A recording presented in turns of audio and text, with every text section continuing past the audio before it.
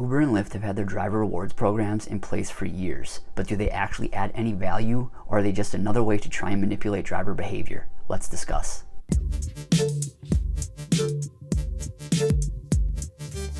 Alright, so the rewards programs in general are a way to try to incentivize drivers to accept more requests. As far as the requirements to reach those incentives, on Uber you need to maintain a star rating of 4.85 or above, an acceptance rate of 85% or above, and a cancellation rate of 4% or lower. On Lyft it's a rating of 4.9 or higher, an acceptance rate of 30% or higher, a cancellation rate lower than 6%, and less than 3 safety flags in your last 100 rides.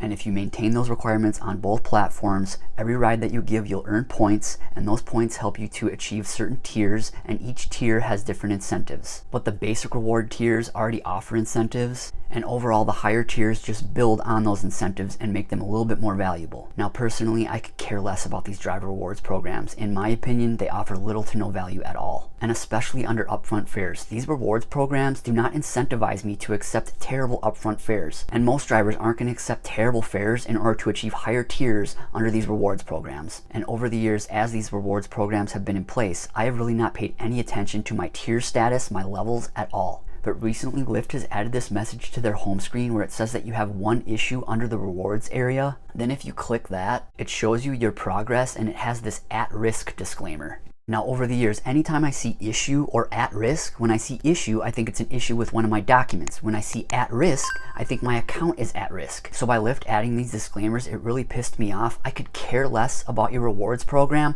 Don't add disclaimers like this. I have an issue and I'm at risk of not achieving certain levels. I could give a shit less. Now I'm guessing drivers in general, just like me, could care less about these rewards programs. But what's a way to get drivers to actually care about rewards programs? As Chris and Sergio say on Tuesdays, show us the money, give us cash. I know a few years ago Lyft was actually offering cash for the points that you earned, and I believe they re-implemented that earlier this year. It's not available here in Minneapolis and St. Paul, but I believe it's available mostly nationwide, and I believe you get 1 point for every $1 that you earn on Lyft, and 100 points equals $1 in cash incentives. They also tier it in terms of your acceptance rate. If you have a less than 80% acceptance rate, you only get 1 point for every dollar. If you have an acceptance rate between 80 and 90%, you get 2 points for every dollar that you earn. And if you have an acceptance rate greater than 90%, you get 3 points for every dollar that you earn. So 1,000 points will get you $10. And if you 3x that, that's 3,000 points, that gets you $30. I could care less about this. And this should not incentivize drivers to accept terrible upfront fares. 3,000 points equates to $30. You will almost definitely be earning more money by cherry picking and accepting better upfront fares than accepting more upfront fares that are terrible and trying to earn this cash back. But I'll at least give Lyft credit. They're stepping in the right direction. These driver rewards programs, the incentives, if they want us to accept more rides, need to be higher earnings. We don't care about the current incentives that they're offering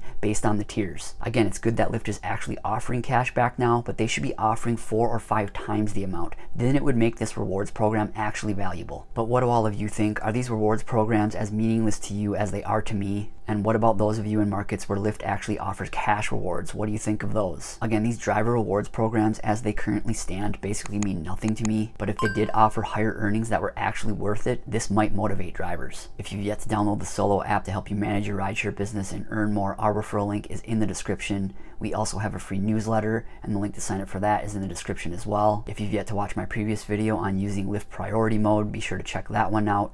Thanks again for watching and drive safe. Thanks.